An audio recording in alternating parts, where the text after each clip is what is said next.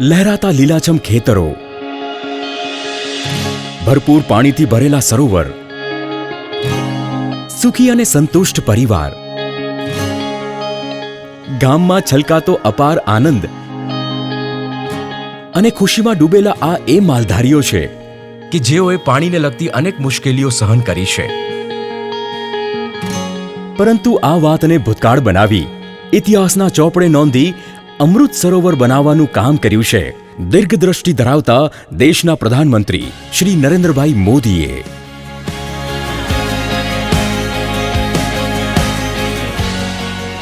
જળ એ કુદરત તરફથી મળેલ અણમોલ ભેટ છે, જેના સંરક્ષણ માટે ગુજરાતના સપૂત અને દેશના યશસ્વી પ્રધાનમંત્રી શ્રી નરેન્દ્રભાઈ મોદીએ દેશને આઝાદ થયે 75 વર્ષ પૂર્ણ થવાની યાદગાર સ્મૃતિના ભાગરૂપે અમૃત સરોવરના નવનિર્માણ તથા નવીનીકરણ કરવા માટે મિશન અમૃત સરોવરની જાહેરાત કરી, જેમાં દેશના આદરણીય પ્રધાનમંત્રીશ્રીએ સમગ્ર દેશના દરેક જિલ્લામાં ઓગસ્ટ 2023 સુધીમાં ઓછામાં ઓછા 75 અમૃત સરોવરના નિર્માણ કરવાનો સંકલ્પ કર્યો.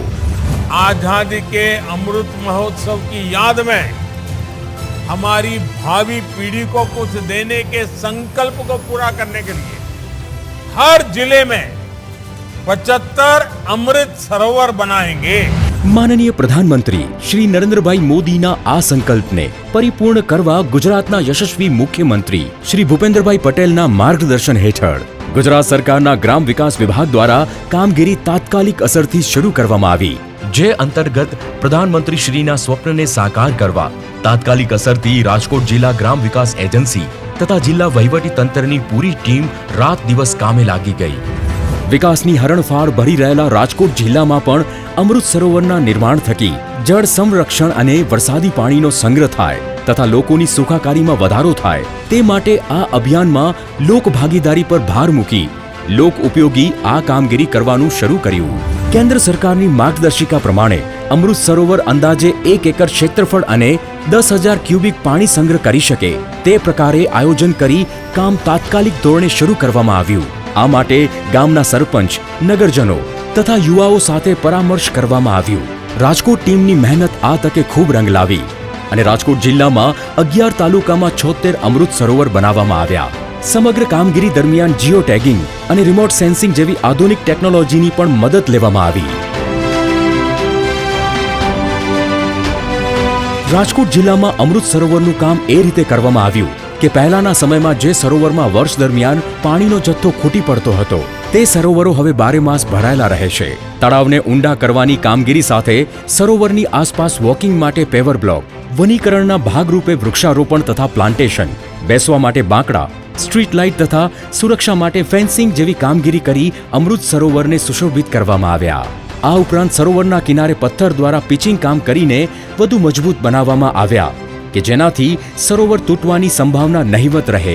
આ ઉપરાંત પ્રજાસત્તાક તથા સ્વાતંત્ર્ય પર્વની ઉજવણી પણ હવે ગ્રામજનો દ્વારા અમૃત સરોવરના કિનારે જ કરવામાં આવે છે. વધુમાં સરોવરમાં બોટિંગની પણ ઉત્તમ સુવિધા બનાવવામાં આવતા રમણીય નજારો જોવા મળે છે. સુવિધાઓની વણઝાર ધરાવતું રાજકોટ જિલ્લાનું અમૃત સરોવર બાળકોથી લઈ વડીલો માટે પિકનિક સ્પોટ બની રહ્યું છે. જે ગામના પ્રાથમિક શાળાના જે વિદ્યાર્થીઓ છે એ પોતાની ખેલકૂદની રમતો, યોગાસન, સવારની કસરતો આ ટ્રેક ઉપર છે એ કરી અને લાભ મેળવે છે. ત્યારબાદ જે આ સરોવરનું જે પાણી છે એ આજુબાજુના ખેતીવાળા એના તળ એકદમ ઊંચા આવે છે, એનાથી ખેતીના પાક છે લઈ શકે છે.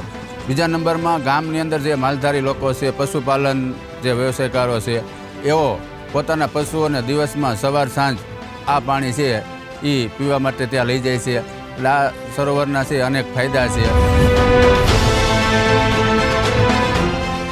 ભૂતકાળ તથા વર્તમાનની સરખામણી કરવામાં આવે તો ગોંડલ, કોટડા સાંગાણી, જેતપુર, વિછિયા, ધોરાજી જેવા દરેક તાલુકામાં બનાવવામાં આવેલા અમૃત સરોવર સુવિધાઓથી સજ્જ અને સુશોભનથી ખૂબ જ આકર્ષક નજારો ઊભો કરે છે.